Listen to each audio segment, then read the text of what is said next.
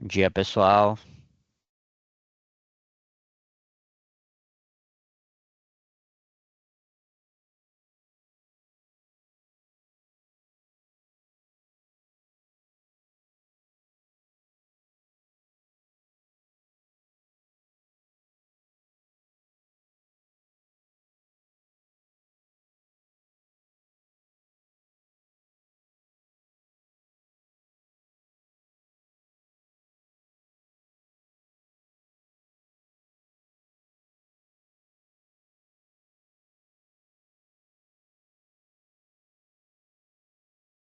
Mais um webinar aí, pessoal. Depois do feriado, todo mundo aí com gás renovado.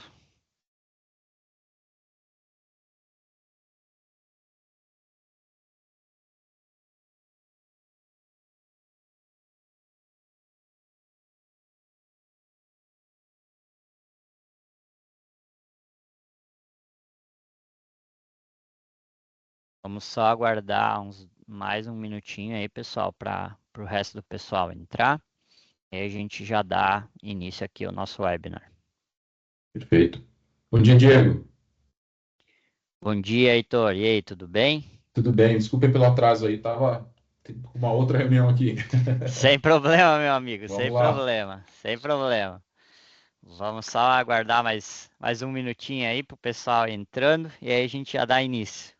Maravilha. Beleza.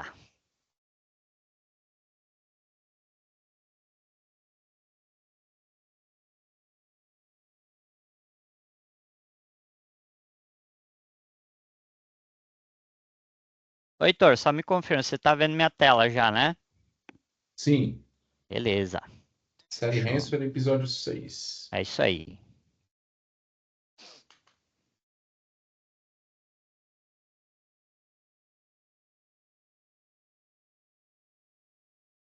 Temos aí 20 participantes. Beleza.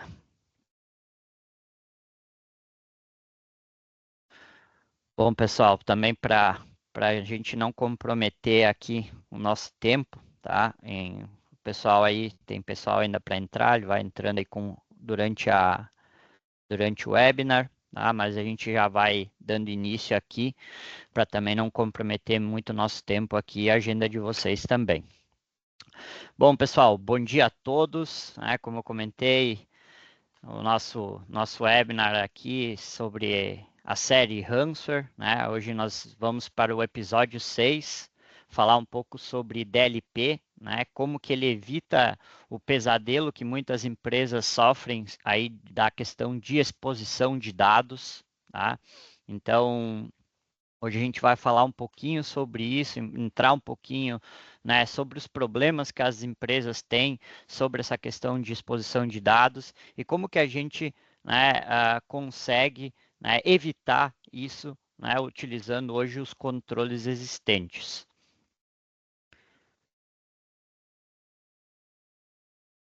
Bom, para quem não me conhece, eu sou o Diego Stout, eu sou o CTO aqui da Drophill, né? Tenho aí cerca aí de 15 anos de experiência na área de segurança da informação. Sou formado em segurança da informação pela Unicinos, né? E tenho aí algumas certificações na nossa área. Hoje junto comigo está o Heitor Silva. Heitor, por favor, você quer se apresentar? Opa, vamos lá. Primeiro, bom dia a todos aí, obrigado pela presença de vocês. Sou Heitor Silva, 27 anos aí no mercado de tecnologia, 25 especificamente trabalhando com cybersecurity. Sou engenheiro de vendas aqui na Proofpoint. Não estou há muito tempo na Proofpoint, só há quase 5 meses aí, mas tem bastante bagagem aí para poder compartilhar com vocês aqui hoje. Fechou, excelente, Heitor. Obrigado, hein? Vamos lá. Então, pessoal, só relembrando aqui, né, a gente está numa série de 34 webinars, né, 34 webinars que a Drophill preparou aí durante o ano para vocês, né? Então, 16 desses episódios aí são sobre uma série de ransomware.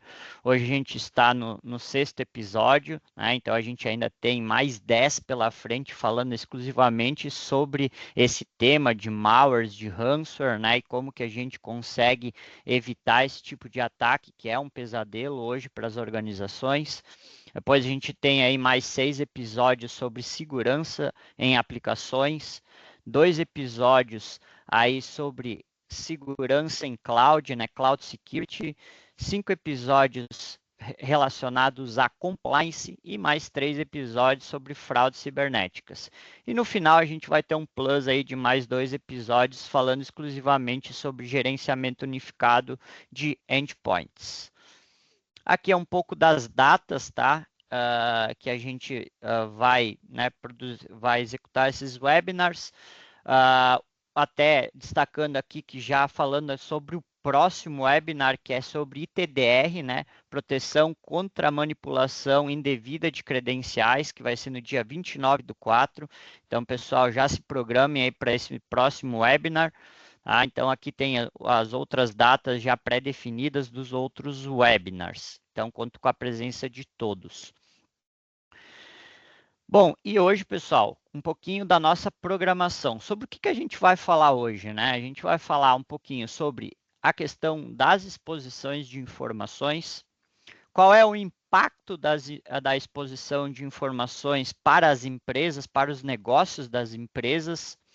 Vou trazer alguns casos recentes aí que eu analisei aqui sobre exposição de informações, falar um pouquinho sobre o que é o DLP, e aí a gente vai falar mais sobre Proof Point e colocar o DLP na prática, fazer uma demo para vocês sobre alguns casos de uso aí, de como que o DLP ajuda nessa questão da exposição de informações.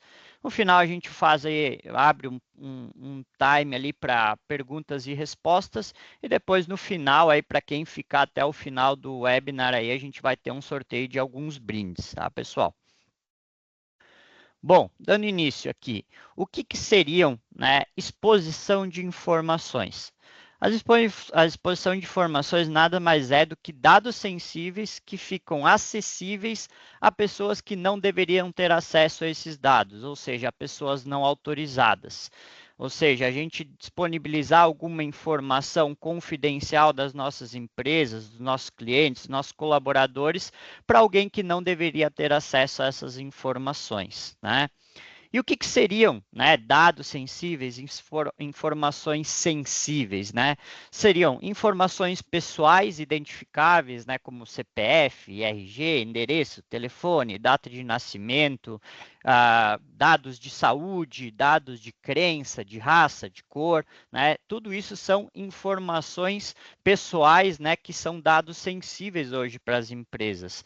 Parte de credenciais de logins e senhas, dados financeiros, como cartão de crédito, contas bancárias, questões de propriedade intelectual, dados de clientes ou colaboradores das nossas empresas hoje são dados sensíveis, né? E também, claro, né, questões de segredos comerciais, segredos sobre um produto, uma estratégia da empresa para o mercado. E como que ocorrem, né, as exposições de informação hoje? Quais são os meios mais comuns, né, de ocorrerem essas exposições de informações? São através de erros humanos, então pode ser, por exemplo, um envio de um e-mail com dados confidenciais para um destinatário errado, um compartilhamento de documentos em plataformas públicas, por exemplo, sem controle de acesso. Ou até mesmo, né, a TI, por exemplo, fazer um backup mal configurado em nuvem, expondo ali o bucket S3, por exemplo. Então, são questões. Ou más configurações de sistemas. Aplicações web, uma aplicação hoje web da nossa empresa, por exemplo, contendo uma falha de autenticação ou autorização. Ou até mesmo um servidor exposto, sem criptografia, sem autenticação. Tudo isso pode expor, né, querendo ou não, informações que estão relacionadas a isso. Ameaças internas, insiders. Isso aqui ocorre muito hoje, pessoal. Isso aqui é um ponto de alerta, né? a gente até acha que isso aqui é cena de filme, mas não é. Acontecendo muito, pessoas internas das organizações vazando, né, informações da própria empresa, né, passando aí dados sensíveis para atacantes ou até mesmo para concorrentes das nossas empresas, dos nossos negócios. E eu estava olhando um caso recente que aconteceu do Caixa Tem, né, que é um benefício ali da Caixa, onde os próprios funcionários da Caixa estavam passando informações para os atacantes, ou seja, passando informações sobre informações privilegiadas de contas, de pessoas para esses atacantes, para que eles pudessem fazer os saques, né, desse benefício que a Caixa oferece.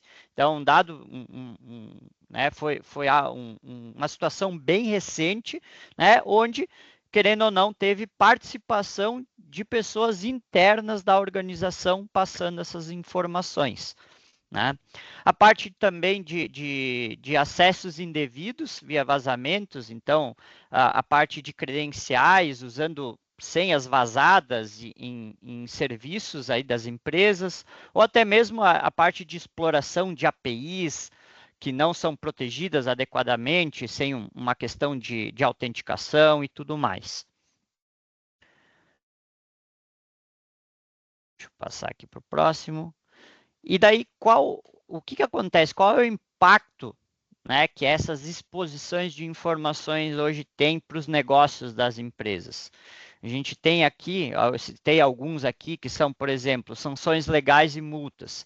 Aí entra a LGPD. A LGPD ela pode multar as empresas até em 2% do seu faturamento anual, né? Chega até um limite aí de 50 milhões por infração.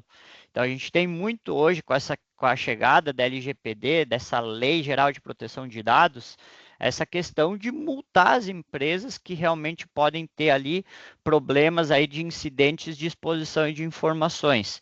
Sem contar em processos judiciais, né, por danos morais de clientes e acionistas e tudo mais.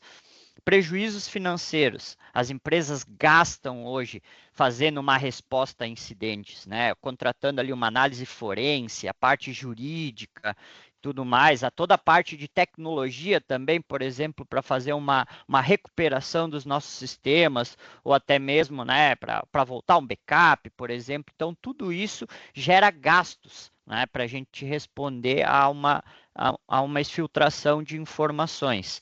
A gente tem perdas de contrato e faturamento com clientes que são impactados e deixam de ser nossos clientes por conta disso, né? Por conta, querendo ou não, da reputação da empresa fica manchada por conta de uma exposição de informações. Hoje ainda acontece muito também o pagamento de resgates, né? Então, ali, né, com a questão dos ataques ransomware, a gente tem muito ainda empresas que pagam os resgates, né, pagam para ter as suas informações de volta. Querendo ou não, a gente recomenda que não façam esses pagamentos, mas muitas empresas, né, não seguem essa instrução e vão lá e pagam, né, para ter os seus dados de volta, e muitas vezes nem os têm. Danos à reputação. Então, querendo ou não, a perda de confiança por parte dos clientes, dos parceiros, dos investidores das nossas empresas, né? As quedas de ação, hoje isso também tem um impacto muito forte nessa questão de precificação das ações, quando a empresa possui, né, ações aí na bolsa. Então, sempre quando tem um incidente, né, referente à exposição de dados, a gente vê que tem uma queda em ações. As interrupções operacionais e perda de vantagem competitiva, ou seja, tem paradas de sistemas, tem bloqueio de plataformas, tem vazamentos de estratégicos aí de produtos, de código-fonte, né, estratégicos da própria empresa. E o uso indevido também, né, dessas informações por concorrentes, uso dessas informações que são exfiltradas por atacantes para fazer fraudes ou para fazer outros tipos de ataques com essas informações. Tá? Aqui eu trouxe, né, pessoal, alguns casos recentes que a gente pode comentar, são casos públicos, né? Um deles é o caso da Oracle, né, onde ela teve uma exposição de informações ali, foram roubos de credenciais, cerca de 6 milhões de dados de clientes e usuários sobre SSO e LDAP foram vazados, né, afetou uma parte da infraestrutura de TI da Oracle por conta disso, e o atacante ali, ele solicitou o pagamento aí por criptomoedas por essa base, né? E o Brasil também foi afetado nessa questão dessa exposição de informações.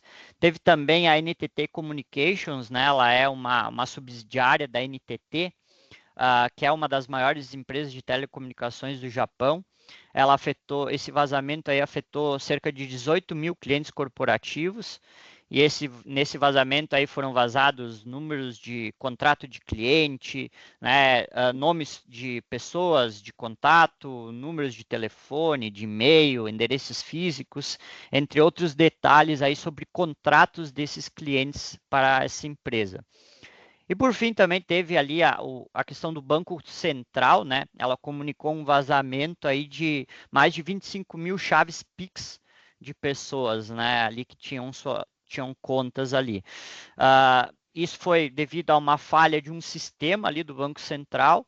E nesse vazamento aí também a gente teve parte de nome de usuário, CPF exposto, agência, número de conta. Então ali são, né, aqui são alguns dos casos mais recentes, foram aí de abril e março desse ano, tá, pessoal? Mas a gente tem uma série de outros, né, vazamentos aí muito grandes que ocorreram com grandes empresas. E aí, pessoal, como que a gente evita, né, essa parte de exposição de informações? Como que a gente, né, pode ajudar o negócio das nossas organizações a evitar até né, uma exposição de informações de forma acidental como proposital, tá? Então, para isso a gente hoje utiliza uma tecnologia chamada de DLP, Data Loss Prevention. O que significa? Tá? Ela é uma tecnologia simplesmente que previne a perda de informações. Ela impede que as informações saiam das nossas empresas, né? De uma forma bem simples. Como que funciona isso? Né? O DLP ele identifica dados sensíveis das nossas organizações, né? Através de palavras-chave, de padrões, tipos de documentos, né? Ou até mesmo de tags. Depois ela faz o monitoramento, né, dessas informações de e-mail, transferências de arquivos para o web, USB, nuvem, a parte de impressões, capturas de tela, e depois ela toma ação, bloqueio e alerta. Ou seja, sempre que uma política ali que a gente define sobre algum tipo de informação é detectado, o DLP, por exemplo, ele pode fazer um bloqueio automático da ação, ou ele pode criptografar um dado antes de sair, pode alertar o time de segurança, né? Ou pode até mesmo trazer mais informações sobre aquele evento em específico, né? E hoje, como a gente mitiga, né, esses vazamentos, né? A gente pode fazer, então, o bloqueio, né, de um envio acidental de um e-mail. A gente pode evitar uma cópia de dados via um pendrive, né, utilizando a USB, por exemplo. A gente pode bloquear o upload de arquivos para um drive público, né, um Google Drive, por exemplo, um OneDrive pessoal, né, que acontece muito. Pessoas, principalmente insiders, fazem muito isso, né? Pegam as informações de dentro da nossa empresa, uma base de dados, ou até mesmo, né, aquela planilha contendo vários CPFs, informações de clientes, por exemplo, e jogam para os seus drivers pessoais para depois, né, compartilhar isso com um atacante, por exemplo, uma pessoa mal intencionada, uma pessoa que está pagando ela para fazer isso. E até mesmo monitorar o comportamento, né, dos nossos usuários, como que eles tratam as nossas informações no dia a dia, tá, pessoal? Então, a gente passou aqui um pouquinho, né, eu quis introduzir um pouco sobre esses problemas que a gente pode ter, os impactos, e falar um pouquinho sobre o DLP. Agora, eu vou passar a palavra para o Heitor. O Heitor vai falar um pouquinho para nós, então, como que a Proofpoint consegue nos ajudar nesse cenário, quem é a Proofpoint, né, de fato, e depois a gente entrar um pouquinho na prática, né, fazer uma demo ali de como que a gente consegue, né, evitar alguns desses casos de uso aí utilizando a plataforma da Proofpoint. Por favor, Heitor, vou passar a palavra para você agora. Opa, maravilha, Diego, obrigado. Deixa eu só compartilhar meu material aqui rapidamente Perfeito. e a gente já dá seguimento. Acho que já todos já podem ver aí, né? Beleza, já estou visualizando.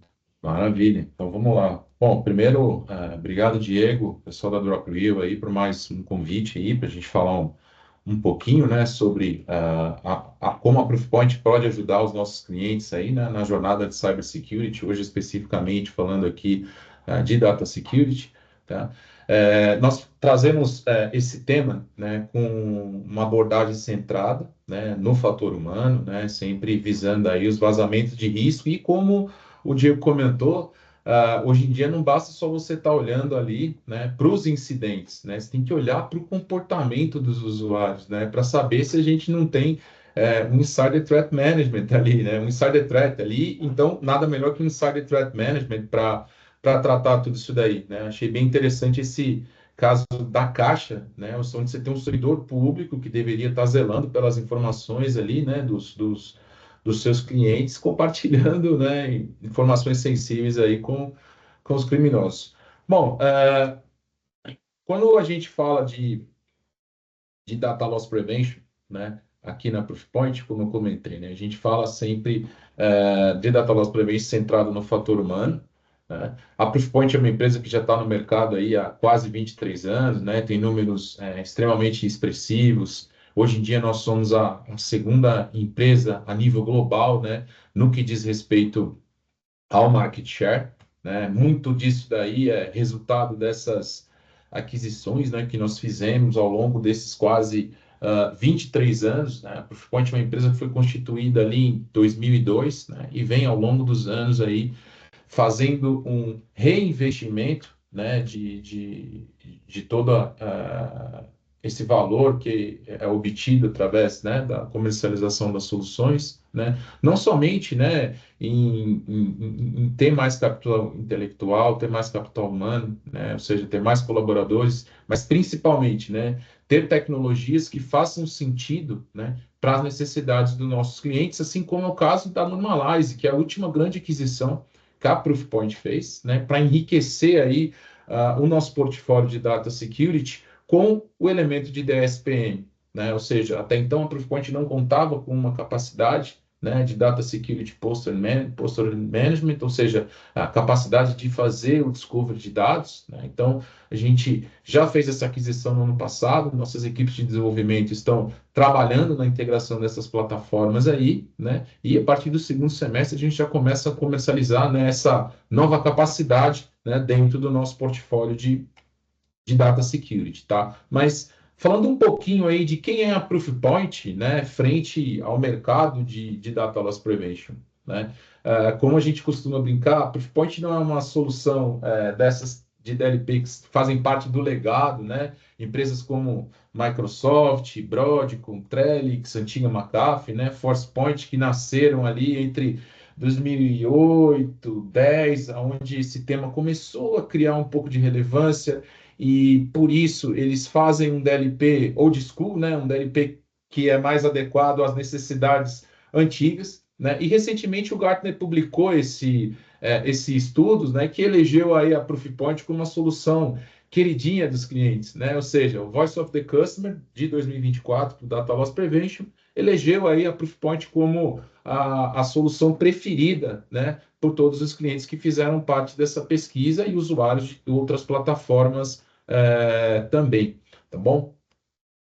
Bom, seguindo adiante aqui, né, quando a gente fala de cybersecurity dentro da Proofpoint, e aí ainda até um pouco além, né, de Data Loss Prevention, a gente fala sempre, né, do fator humano, né, como o principal risco. Aqui a gente tem uma estatística do Data Breach and Incident Report da Verizon de 2024, que mais uma vez coloca, né, o ser humano como o número um quando o assunto é risco, né? Isso não só esse ano, mas na última década. Por quê? Porque ele é quem está exposto à engenharia social, a ter suas credenciais e contas comprometidas, né? A ter a sua conta com permissões excessivas e não ter noção disso daí, ir lá e federar uma conta de um Office 365, a aplicação de terceiros, colocar as credenciais na mão dos proprietários dessa aplicação de terceiros e credenciais essas que podem ser utilizadas, né, de forma maliciosa, né, sem o consentimento da organização. São eles que estarão expostos aí aos casos de phishing,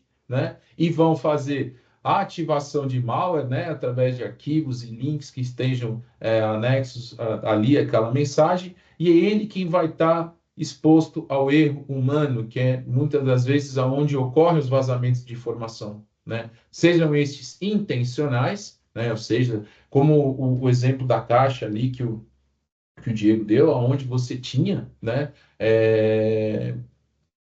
colaboradores ali da própria Caixa, né, colaborando com uma organização criminosa aí, né, fornecendo, né, informações privilegiadas, né, ou seja, a gente vai monitorar tanto os vazamentos intencionais, como nesse caso, como os vazamentos não intencionais, né, poxa, eu estava falando com o Diego da Drop Rio e na hora de mandar uma informação confidencial, eu mandei para um outro Diego, né, e erroneamente, essas informações, né, que eram para ser trocadas entre o Diego da Drop Here e o Heitor da Proofpoint, caíram na mão de um terceiro por conta de um erro do Heitor, tá? Então é assim que a gente olha para a cybersecurity e isso nos coloca um grande desafio, né, que é o quê? Apoiar as organizações a transformarem, né, todo esse risco cibernético que existe ao redor do fator humano em resiliência, e a Proofpoint apoia os seus clientes de uma forma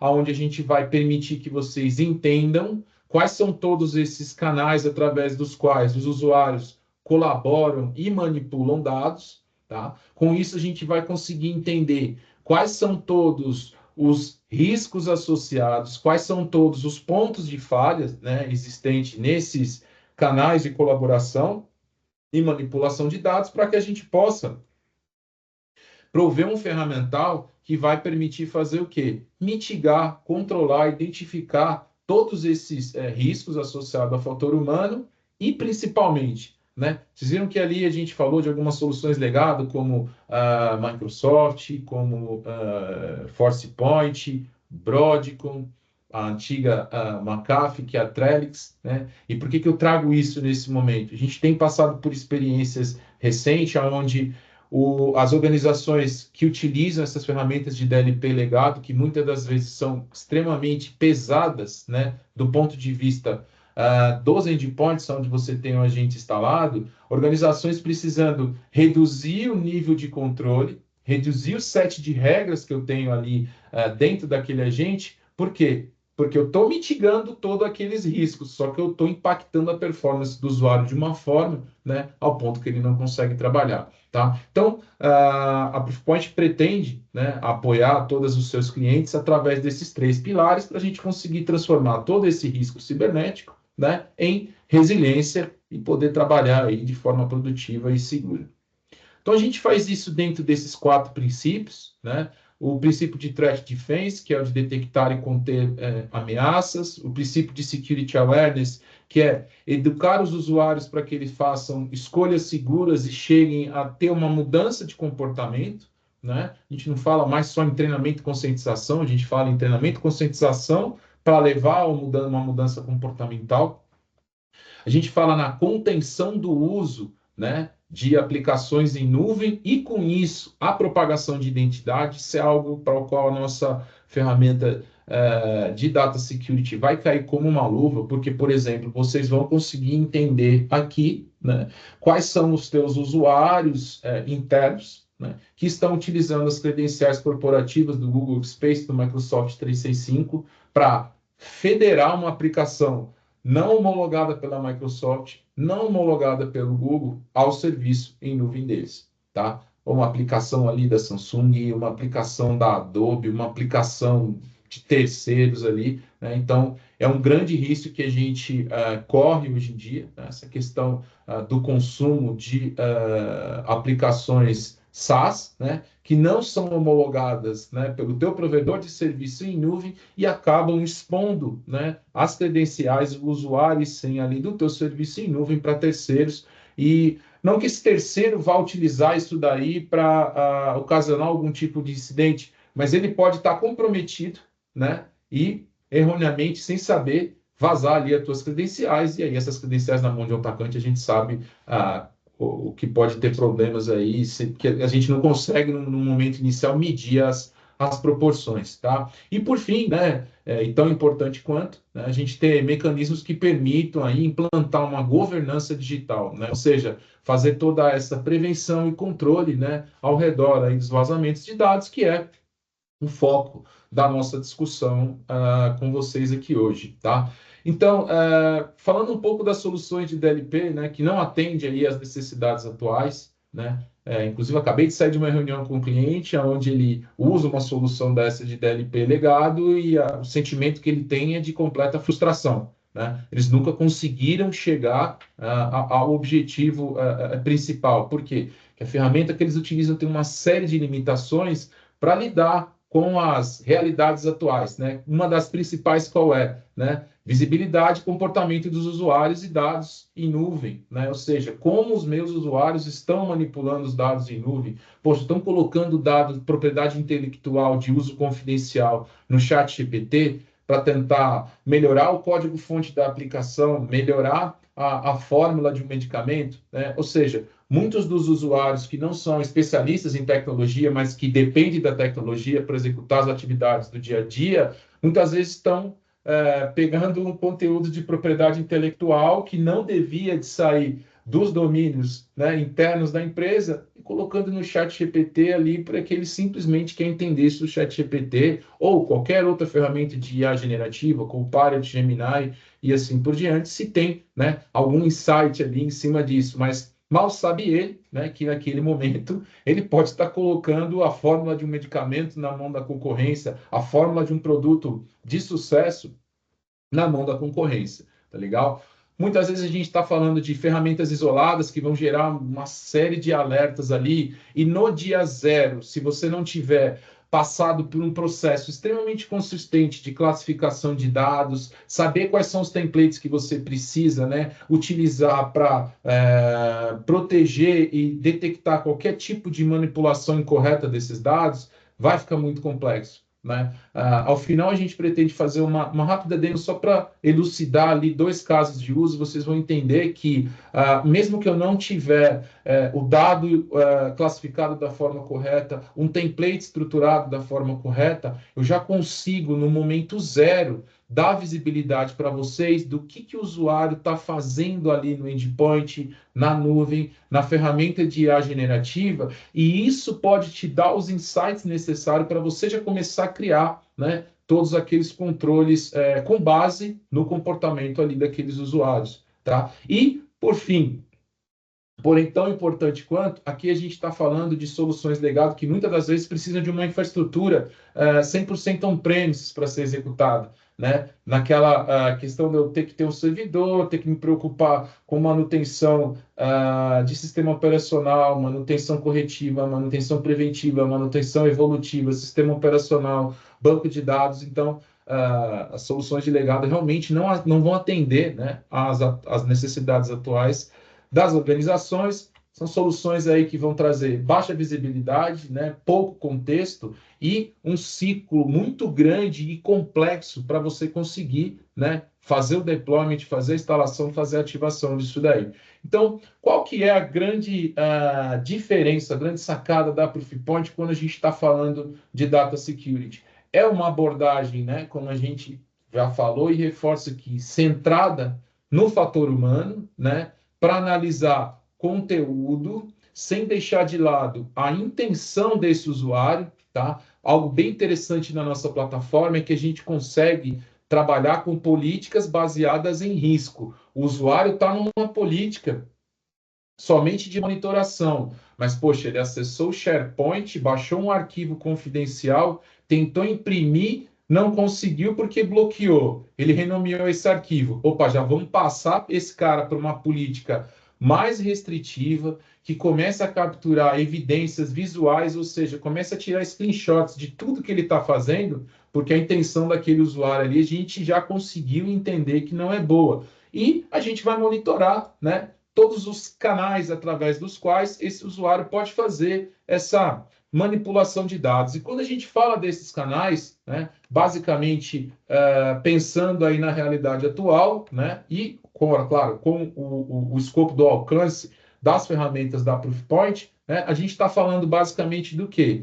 De e-mail, né, de fazer uma inspeção ali em 100% das mensagens que estão sendo enviadas pelos colaboradores para domínios na internet, para entender se não tem algum tipo de conteúdo sensível ali, ou se tem, simplesmente documentar isso daí, coletar uma evidência, ou até mesmo não permitir que esse conteúdo saia através desse canal, ou identifiquei aqui que tem um lote de 200 CPFs nesse arquivo, não, realmente essa pessoa precisa fazer o envio dessa informação, mas eu vou permitir que essa informação saia do meu ambiente somente criptografado, então, principalmente falando de e-mail, a gente vai ter um elemento de criptografia trabalhando em conjunto, né, com a parte de e-mail. A gente vai fazer toda a proteção de um outro canal, que é a nuvem, né? Quero saber o que os meus usuários estão colocando em cloud storage, qual que é o nível de integração dele com aplicações em nuvem, quais são as aplicações que ele está utilizando. Poxa, eu tenho algum usuário utilizando o WhatsApp Web, eu tenho algum usuário que utiliza o WhatsApp Web e está fazendo o envio, né,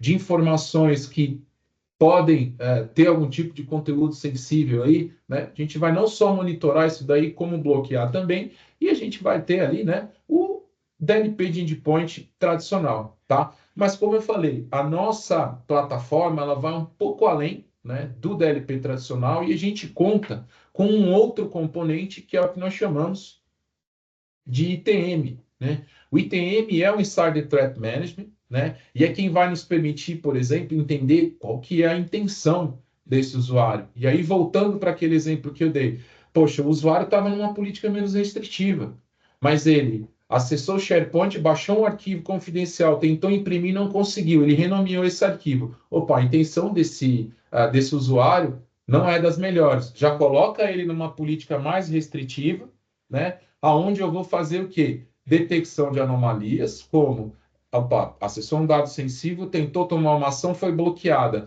Ele já renomeou esse arquivo para tentar despistar o controle. Então, eu estou identificando ali, de certa forma, um comportamento extremamente suspeito. E, além disso daí, nós temos um módulo que chama-se Visual Capture, onde eu começo a fazer o quê?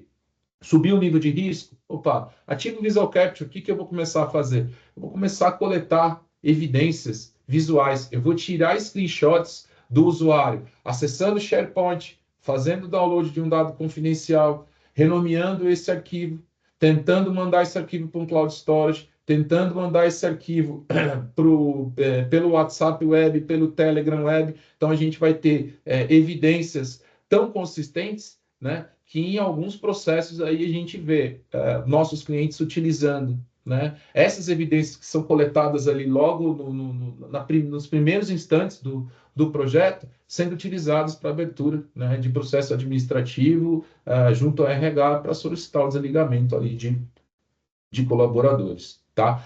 Então, pessoal, falando de forma prática, né, sobre o alcance da nossa plataforma, uma console, um agente, uma plataforma nativa em nuvem, tá? Então, o que a gente está falando aqui? Do Proofpoint Unified Alert Management and Analytics, tá? Uma console SaaS, que vai ter, primeiramente, né, o módulo ativado através do agente de endpoint, tá? Que vai fazer toda a parte de DLP com suporte a Windows e Mac, né? Vai nos permitir fazer todo o controle de manipulação de dados sensíveis em dispositivo USB, né? Conteúdo que é colocado na área de transferência, né? Ou seja, copiou um conteúdo, vou tentar colar, a hora que eu tentar colar, eu não vou permitir, por quê? Porque você está copiando um conteúdo que tem dados sensíveis e a gente tem um template ativo para fazer esse bloqueio, né? toda a parte de manipulação de dados em cloud storage, compartilhamentos de rede, tentativas de impressão. Não me interessa se é HTTP ou HTTPS, né? Eu estou monitorando, eu estou controlando isso antes do dado ser encapsulado, tá? Ferramentas de IA generativa, né? Não me interessa se é o Gemini, o Copilot, o ChatGPT ou qualquer outra, tá? Eu vou tratá-los todos da mesma forma. Está manipulando informação sensível, eu vou tentar fazer o bloqueio disso daí, né? Monitoramento de comportamento do usuário também, tá? Então, através do Insider Threat Management, como comentei para vocês, né? Esse agente que vai lá no endpoint e monitora todas as ações do usuário, tá? Existem clientes que, por exemplo, utilizam isso daqui, né, para servidores de transferência de dados, né, muito mais voltados aí para meios de pagamento, empresas do setor financeiro. Eles colocam esse Insider Threat Management com esse módulo de Visual Capture ativo para saber quais são todas as ações que os administradores que têm acesso a esses servidores estão tomando, tá? Além disso daí, a gente tem um módulo de e-mail DLP, né? Esse e-mail DLP é uma inspeção em linha, né? Ou seja, você vai direcionar todo o tráfego SMTP do teu serviço de correio eletrônico para a nossa plataforma. A gente vai aplicar todos esses mesmos templates que já estão ativos aqui no endpoint, né? E tomar ali ações, permitir que esse dado passe e gere somente evidência, entender que esse dado é sensível, mas é um lote muito grande de informações, eu tenho que enviar isso criptografado, essa mensagem eu preciso pedir aprovação para o gerente do usuário que está enviando essa mensagem para ver se ele realmente pode fazer isso daí. Então, a gente tem uma série, né, de capacidades dentro do nosso módulo de e-mail DLP, trabalhando ali em linha, né, que é a mesma plataforma que vai fazer toda a parte de proteção, e a gente tem um módulo, né,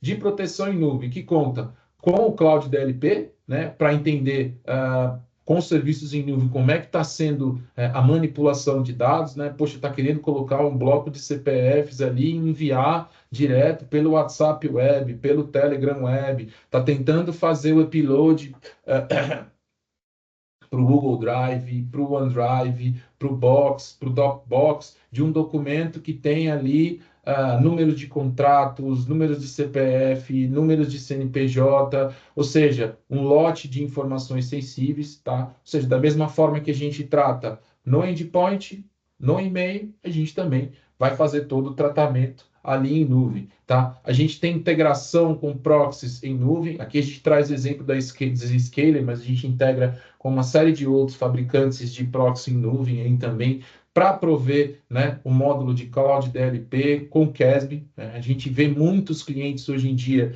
que são usuários de algumas ferramentas dessas de proxy, que não tem um CASB, que não tem um Cloud DLP, que opere de forma tão efetiva quanto o nosso, né?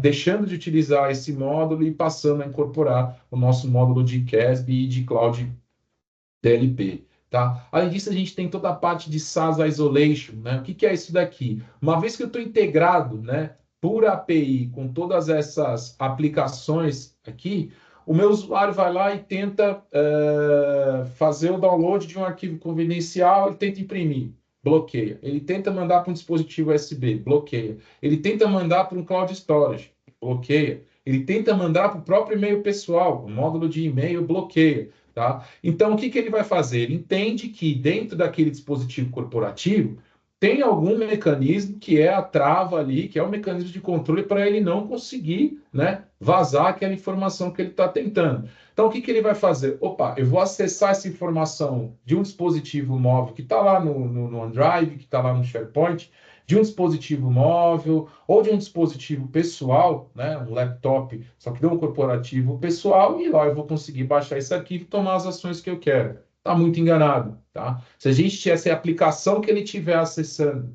Box, Dropbox, né, Google Drive, OneDrive, tiver integrado via API ao nosso módulo de Cloud DLP, de CASB, o que ele vai fazer? Ele ativa esse módulo de SaaS Isolation. Tá? Esse módulo de SaaS Isolation vai fazer o quê? Ele vai fazer um scan e vai entender que aquele dispositivo não é um dispositivo corporativo e, através dele, esse usuário não vai ter nenhum tipo de acesso a esse dado, tá? Bom, pessoal, esse é o alcance, né, de toda a plataforma de Data Loss Prevention da Proofpoint.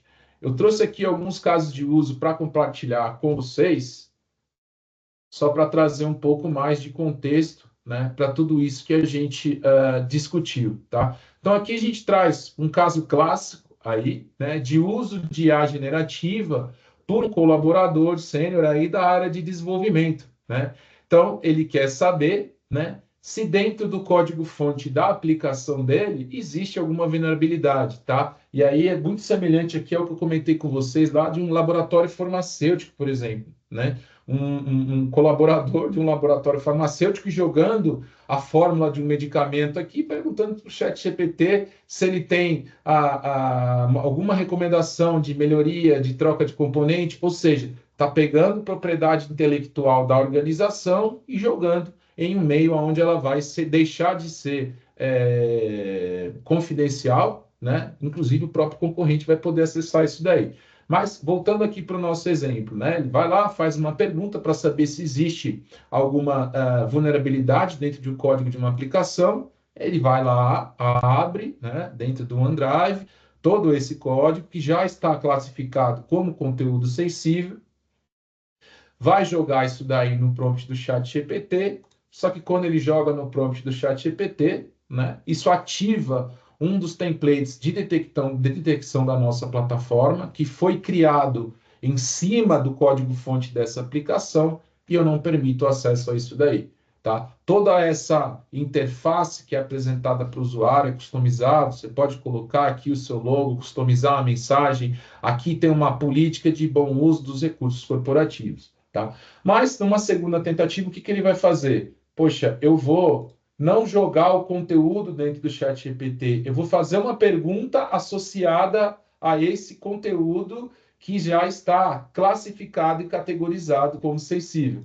Da mesma forma, eu vou proporcionar a mesma interface de erro, dizendo que o acesso não foi permitido, porque tem algum tipo de conteúdo sensível ali associado. Tá?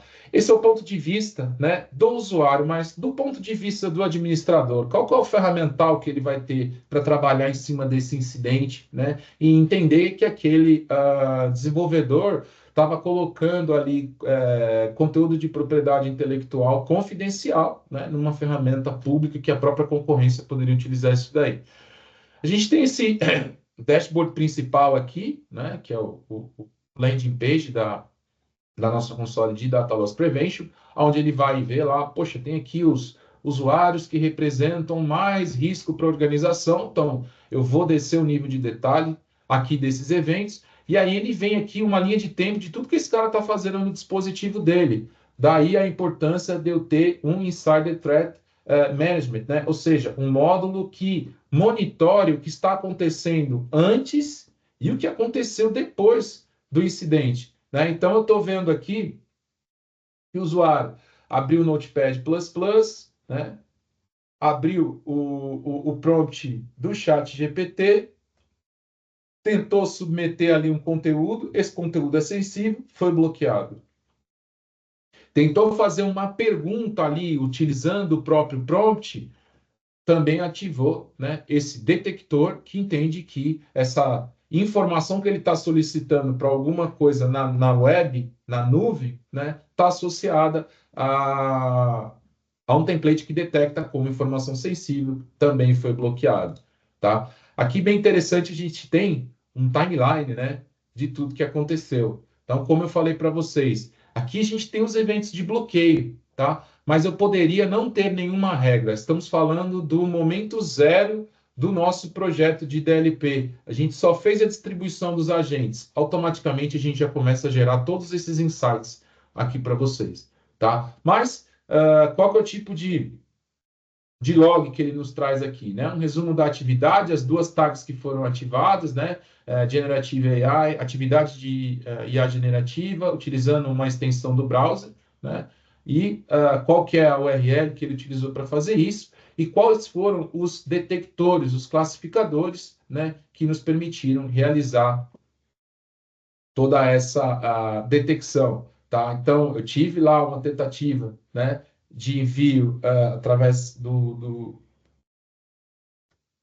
colocar o conteúdo na área de transferência, jogar isso no prompt, jogar direto no chat GPT, perguntar isso para o prompt, né? Ou seja, eu tenho todo o detalhamento das atividades dos usuários, né? Ali ao longo do tempo. Não me interessa se foi uma tentativa de envio, né? Por e-mail, se foi envio para um dispositivo USB, para qualquer tipo de dispositivo, a gente vai bloquear isso daí de uma forma rápida, clara e bem consistente, tá? Aqui eu tenho um outro exemplo, tá? Um exemplo, digamos assim, que é muito comum acontecer aqui para a realidade brasileira, né? Onde o nosso conjunto de leis trabalhistas, né? Em alguns casos de desligamento de funcionário, prevê o cumprimento ali de aviso prévio, né? Então a gente tinha aqui uma médica que trabalhou no desenvolvimento de um medicamento para câncer, que vai sair da organização ali em 10, 15, 20 dias e ela quer levar um pouco desse capital intelectual que ela ajudou a desenvolver. Então, ela acessa um SharePoint, né, faz o download desse documento e vai tentar fazer a impressão para levar esse impresso. Só que aquele documento está associado a uma tag de confidencial que eu não posso imprimir. Então, eu bloqueei essa tentativa de impressão. Ela já percebeu que tem algum tipo de controle para impressão nesse arquivo, o que ela vai fazer? Renomear esse arquivo, né? E por mais que o usuário renomeie o arquivo que está sendo monitorado, a gente não perde essa rastreabilidade, né? Então a gente renomeou esse arquivo. No momento que ela tenta fazer o upload disso daí para o OneDrive pessoal, o que vai acontecer? Novamente a gente vai realizar esse bloqueio, tá? Por quê? Esse dado tem informação sensível que também não pode ser impresso e não pode ser enviado, né, para nenhum cloud storage. Tá? Então, como ela já percebeu que tinha algum tipo de trava ali de controle, qual que é a terceira tentativa? A terceira tentativa é de fazer o envio disso através de uma ferramenta de instant messaging. No caso aqui o Teams, mas poderia ser o chat do Gmail ou qualquer outra ferramenta de instant messaging. Né? Abriu o arquivo, pegou parte desse conteúdo, nem todo o conteúdo, tá? Só parte desse conteúdo, jogou aqui. O que vai acontecer na hora que ela tentar enviar? Foi bloqueado, tá? Por quê? Porque está associado a conteúdo sensível que não pode ser manipulado dessa forma, tá? Em mais uma tentativa, o que ela vai fazer? Ela vai tentar entender o que, poxa, a trava está no dispositivo que eu estou utilizando. Vou utilizar meu dispositivo móvel, vou utilizar meu laptop pessoal. O que vai acontecer quando ela acessar esse SharePoint remotamente?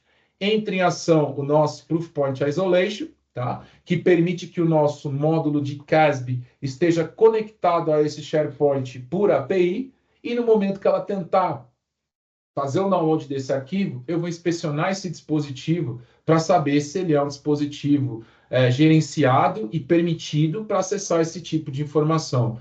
Como ela está fazendo isso de um dispositivo que não é corporativo, não tem permissão para fazer o acesso a esse tipo de conteúdo, novamente vai ativar esse bloqueio aqui. Tá legal? E numa última tentativa, o que ela vai fazer? Vou enviar para o meu próprio e-mail pessoal, porque né, o e-mail provavelmente não tem nenhum tipo de controle. Mais uma vez, entra em ação o nosso módulo de e-mail DLP, que está em linha, olhando o protocolo SMTP de saída dessa organização para cada mensagem que passa ali, para entender né, o que pode, o que não pode, o que pode, mas tem que ser criptografado, o que pode, mas eu preciso da autorização do gerente desse colaborador, então eu coloco numa quarentena, incluo isso num fluxo de aprovação e aquilo só vai sair dali depois que o gerente ou o aprovador responsável por isso, né, der um ok ali. Tá? Bom, esse é o ponto de vista do usuário, né? Então, a gente viu ali que um colaborador que está para ser desligado da organização, né, tenta capturar um conteúdo de propriedade intelectual ali, confidencial da organização, para levar para fora de alguma forma, né? E não consegue. Qual que é o ponto de vista, né, do administrador das plataformas de segurança? Né? Vai ver novamente, né, que existe um usuário ali que está no top, né, dos usuários que mais representam risco, começa a descer o nível de detalhe, e aí a gente tem todos esses eventos aqui, né? Uma tentativa de bloqueio de web file upload, que foi identificado através do proxy, uma tentativa de web file upload a partir do endpoint, né? Uma detecção que houve através de e-mail, que foi bloqueado também, uma tentativa de cópia de um arquivo sensível para o dispositivo USB, uma tentativa de expressão que foi bloqueada, uma tentativa de envio através de instant message, ou seja, todas as ações, né, que esse usuário tomou antes de ser bloqueado e depois que foi bloqueado, né? E aí entra naquela questão de assim, quão importante é nós termos aí uma ferramenta de insider threat, né, que não só permita você entender ali o momento do evento, o que aconteceu, qual é o dado que foi exposto, mas todo o comportamento desse usuário, né, ao longo do tempo, incluído os momentos antes e depois desse incidente. Tá? Aqui os indicadores, né, que foram ativados, né? Então uma série de indicadores, né, de templates, de detectors associados, né, ao conteúdo desse documento, né? A tentativa de cópia desse documento, né, já renomeado do dispositivo local para um cloud storage, resultou num bloqueio, a regra que foi ativada para isso daí. E aqui, né, algo bem interessante, o timeline, né? Ou seja, qual que é a linha do tempo que esse usuário executou em cima desse arquivo. Então, primeiramente, ela acessou o SharePoint, fez o download desse arquivo, tentou fazer uma impressão, essa impressão foi bloqueada, ela entendeu que tinha algo de errado ali, renomeou esse arquivo, depois que renomeou esse arquivo, tentou fazer um upload para o OneDrive pessoal dela, foi bloqueado também, e ela tentou fazer o quê? O envio para o próprio e-mail pessoal, né? E aí fica claro que ela está tentando, né, do e-mail corporativo para o e-mail pessoal que está no Gmail. Tá? Então a gente tem uma série de insumos aí, né, que apontam para todas as tentativas de vazamento de informação envolvendo esse usuário. Tá? E aqui, por fim, porém não menos importante, pessoal, para quem trabalha, né, com ferramentas de Service Desk, aí, como ServiceNow, Gira ou qualquer outra ferramenta, a gente pode se integrar a essa ferramenta e para cada um desses eventos, né, eu criar incidentes, né, e atribuir responsáveis para fazer toda essa análise e investigação, né, desde a identificação até o encerramento. Tá bom? Bom, pessoal, esse era o conteúdo aí que eu e o Diego cuidadosamente preparamos, né, para compartilhar com vocês. Espero que tenha atendido aí a expectativa de vocês e colocado um pouco mais de luz aí sobre esse tema tão importante que é Data Security. Fico aqui à disposição, né, para qualquer esclarecimento que vocês tenham aí, com base no que foi apresentado aqui hoje. No mais, agradecer a presença de todos vocês aí também, e mais uma vez, Diego, equipe Drop Hill aí pelo convite. Sempre um prazer estar aqui com Perfeito, vocês. perfeito, Heitor. Muito obrigado. Não, eu creio que realmente, né, todos esses pontos que você bateu são de extrema importância, né? A gente sabe que o usuário ele é muito criativo, né? Exato. Inclusive nessas atividades que você mostrou aí, a gente sabe que isso acontece, sabe que faz parte do dia a dia, né? Temos de novo diversos casos onde acontecem esses tipos de atividades, né? Então, hoje está muito comum essa questão, de novo, batendo na parte dos insiders, né? De atores maliciosos querendo atalhar o ataque, né? Então eles chegam ali nos colaboradores internos daquela organização, daquela empresa que eles querem realmente extrair informações, querem ter dados, né, sensíveis, confidenciais daquela organização e chegam neles e fazem ofertas ali. Muitas vezes essas Muitas pessoas, vezes né, é como acabam aquele exemplo da cedendo. caixa que você colocou, achei extremamente cirúrgico, né? Sim, Muitas vezes recrutando um colaborador não tão bem remunerado, né? Que vê ali uma oportunidade de falar, poxa, tem essa informação lá no sistema, se eu mandar para ele não vai doer nada. Então é muito, assim, muito importante hoje em dia, e a gente não tem isso daí com a grande maioria das soluções de Data Loss Prevention, elas estão olhando somente ali para os dados em repouso, para os dados em trânsito, mas os dados em repouso e trânsito são manipulados ali, né, pelos usuários. exato. Então, como eu frisei durante a apresentação, a gente quer saber o que aconteceu além do evento. Quais foram as ações que ele tomou antes? Quais Exato, foram as ações que ele tomou depois? É bem exato. importante a gente ter um módulo de Insider Threat hoje em dia incorporado, né, no escopo da plataforma de Data Security. É, visibilidade, né, Heitor, é extremamente importante. Bom, pessoal, a gente até já estourou o tempo aqui. Eu queria ver se tem alguma dúvida, Glória. Não sei se alguém fez alguma pergunta. Vamos lá. Pessoal, eu disponibilizei ali no chat o linkzinho para vocês se cadastrarem para o sorteio, tá? Eu sei que a gente já estourou o tempo aí, mas a gente vai fazendo isso em conjunto. Diego, tem uma pergunta. A Proofpoint pode evitar que um arquivo seja criptografado, pois muda o comportamento do arquivo? Sim, se a gente tiver monitorando, né, algum dado sensível que esteja dentro desse arquivo, a gente vai conseguir restringir as ações que podem ser tomadas dentro dele, tá? Então, sim, a gente vai conseguir manipular e restringir que esse dado não seja criptografado. E, inclusive, tem até uma funcionalidade que a gente lançou recentemente, que é a capacidade, né, de detecção de dado sensível que foi convertido para a base 64. Né? Então, eu tenho lá os meus templates ativos, é um usuário bem avançado, o que ele vai fazer? Vai usar uma ferramenta na nuvem aí para converter aquele lote, aquele arquivo com um lote de CPFs para a base 64. Tá? A gente vai conseguir detectar que houve essa conversão e que ali dentro existem dados sensíveis também. Tá?